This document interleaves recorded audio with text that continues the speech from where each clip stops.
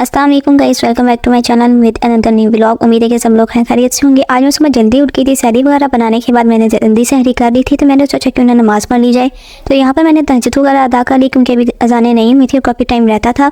तो मैंने नमाज़ वगैरह अदा करने के बाद तहज्जुद वगैरह अदा करने के बाद यहाँ पर अज़ानें होने लग गई थी। तो मैंने अपनी नमाज़ अदा की और उसके बाद मैंने कुरान पाक की थोड़ी तिलावत की। तिलावत करने के बाद मुझे बहुत ज़्यादा नींद आ चुकी थी, तो मैंने फटाफट सो गई, क्योंकि मुझे उसके बाद यूनिवर्सिटी जाना था। भाई रमज़ान में शैतान भी बंद होता है, हर चीज़ बंद होती है, लेकिन हमारी यूनिवर्सिटी एक ऐसी वाहिद चीज़ है जो अभी भी खुली है स्टिल, और मुसलसल क्लासेस होती जा रही हैं। कुछ क्लासेस हमारी रह जाती हैं क्योंकि हमारी नींद जो है वो पूरी नहीं होती, और कभी कभी हम यूनिवर्सिटी चले जाते हैं क्लासेस देने के लिए। तो खैर तिलावत करने के बाद मैं फ़ौरन सो गई थी, और सो के उठने के बाद फ़ौरन नाश्ता वगैरह तो करना नहीं था। उसके बाद हम लोग मुँह उठा के फ़ौरन से यूनिवर्सिटी आ गए। तो यहाँ पर हम लोग यूनिवर्सिटी में थोड़ी बहुत क्लासेस वगैरह ली, बाहर घूमे फिरे। क्लासेस वगैरह लेने के बाद हम थोड़ी देर यूनिवर्सिटी में बैठे रहे थे, क्योंकि हमारा इतना ज़्यादा स्टैमिना नहीं था कि हम लोग कहीं घूमे फिरें, क्योंकि अब रमज़ान है तो इतना ज़्यादा आपका स्टैमिना होता ही नहीं है कहीं बाहर घूमने का।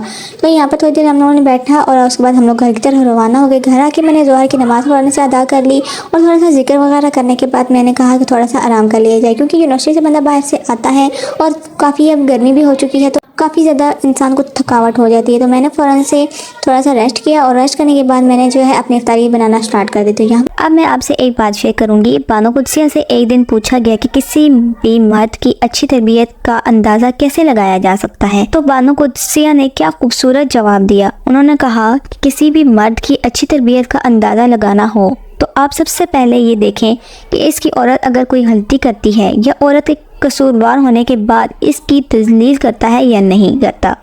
मर्द की अच्छी तरबियत का अंदाज़ा तब लगाया जा सकता है जबकि औरत के कसूरवार होने के बावजूद वो उसकी तजलील ना करे, क्योंकि वो जानता है कि अल्लाह ताला ने औरत को कमज़ोर पैदा की है, इसमें गलती की गुंजाइश रखी है, और अल्लाह ताला ने मर्द को एक दर्जा औरत से बुलंद रखा है। इसका भी यही मतलब है कि वो इस चीज़ को समझे, वो इसको मुहाफिज है। क्या शादी इसलिए की जाती है कि 20-25 साल की लड़की की खूबसूरती और खिलखिलाहट को अपने रवैयों से 50 साल की सोच वाली एक खामोश लड़की बना दिया जाए? क्या शादी इसलिए होती है कि इसको वक्त दिए बगैर इसके सर पर अपने सख्त माहौल के हथौड़े मारना शुरू कर दिए जाए? क्या शादी इसलिए होती है कि लोगों के सामने शौक से चाहत से लेकर जाते हैं और जाकर इसी सारी शरारतों को ख़त्म कर देते हैं, इसके लफ्ज़ों का गला घोट देते हैं? क्या शादी इसलिए करते हैं कि किसी के घर में सबसे लाडली और हसास बेटी को घर लाकर इसे डिप्रेशन का मरीज़ बना देना है? जो अपने घर में 20 साल गुजार कर आई है, इसे 1-2 साल तो दो कि वो आपके साथ सोगवार माहौल में ढल सके, आपके भरम को जान सके जो इसने दुनिया के सामने रखने हैं। एकदम से तो इसको ज़मीन में ना लाकर गिरा दो कि वो अपनी ज़ात के बारे में ही कंफ्यूज हो जाए कि वो ठीक है या आप लोग ठीक हैं। वो अपने माहौल से आई है, वो कोई बेजान शायद तो नहीं है जो इसे घर में सेट तो हो लेने दो, ऐसा ऐसा वो सब सीख जाएगी, इसे कोई फ़र्क नहीं पड़ेगा, सीख जाएगी। मुझे अल्लाह ताला के फ़ैसले पर यकीन है, क्योंकि मैं जानती हूँ कि अल्लाह ताला एक दिन सब ठीक कर देंगे। ये भी जानती हूँ कि सब्र का अजर भी ज़रूर देंगे, और मैं इस बात पर भी यकीन रखती हूँ कि वो मेरे हक़ में सबसे बेहतर करेंगे। लेकिन आजकल लोग अपनी ज़ुबान से एक दूसरे का कत्ल कर रहे हैं, ऐसे गंदे जुमले बोलते हैं और ऐसे गलीज़ इल्ज़ामात लगाते हैं कि अगले की इज़्ज़त ख़राब हो जाती है और दिल टूट जाता है। लेकिन उन्हें तो कोई फ़र्क ही नहीं पड़ता, क्योंकि अगर आप किसी को गोली से कत्ल करते हैं तो वो इस वक्त ही मर जाता है, लेकिन ज़ुबान से जो कत्ल होता है वो इंसान सारी ज़िंदगी तड़पता रहता है और इससे सुकून नहीं आता। आप इनको सारा दिन राज़ी करते रहते हैं और मनाते रहते हैं, वक्त आने पर ये आपका नाम तक भूल जाएंगे। जिनको खुश करने के लिए आप अपने रब को नाराज़ कर रहे हैं, पूरा दिन इनके साथ टाइम वेस्ट कर रहे हैं, ये लोग कभी भी आपसे राज़ी नहीं होंगे। मत ज़ाया करें ख़ुद को इनके लिए, मत ज़ाया करें ख़ुद को इन लोगों के लिए। ये शायद मरने के बाद भी आपसे राज़ी ना होंगे।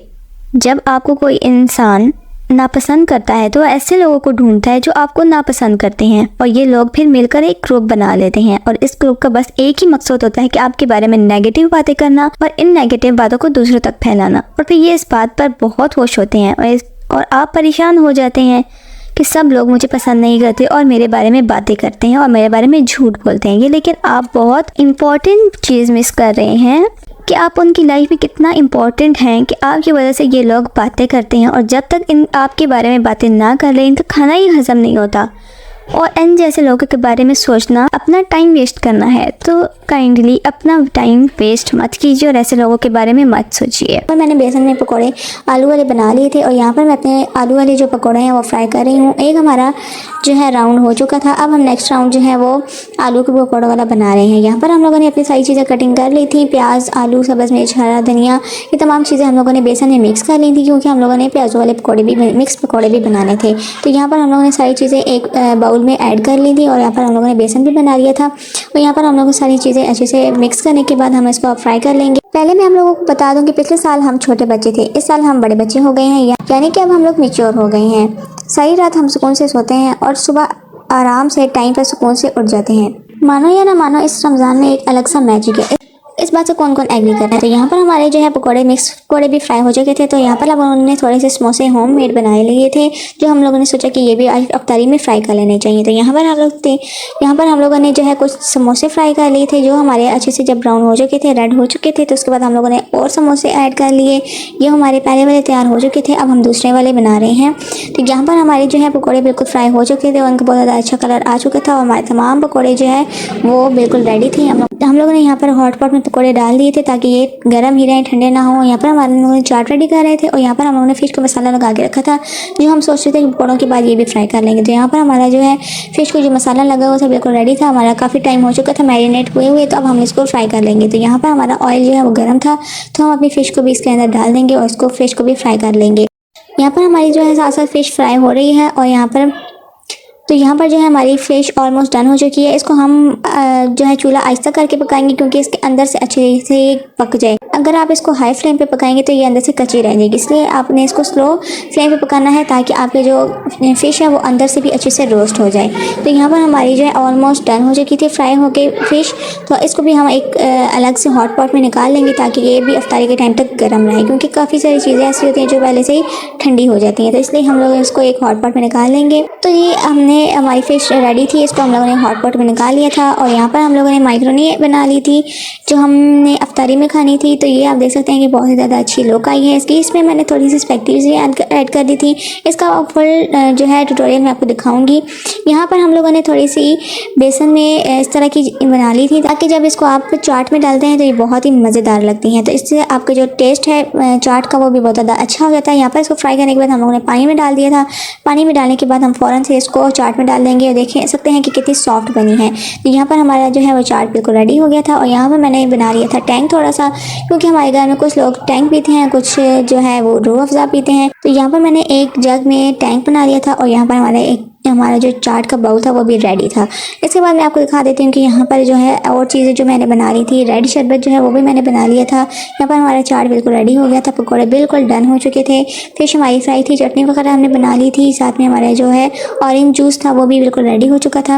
अफ्तारी ऑलमोस्ट डन हो चुकी थी। अब बारी थी फ्रूट की। तो यहाँ पर हम लोगों ने सारे फ्रूट्स वगैरह मैंने धो के रख लिए थे एक प्लेट में और यहाँ पर हम लोग थोड़े से फ्रूट का चाट भी बना लेते हैं। यहाँ पर मैंने सेब और केला, अमरूद वगैरह, स्ट्रॉबेरी वगैरह डालने के बाद खजूरें वगैरह हमने डाली थी और यहाँ पर हमारे पास मैंगो जूस भी था।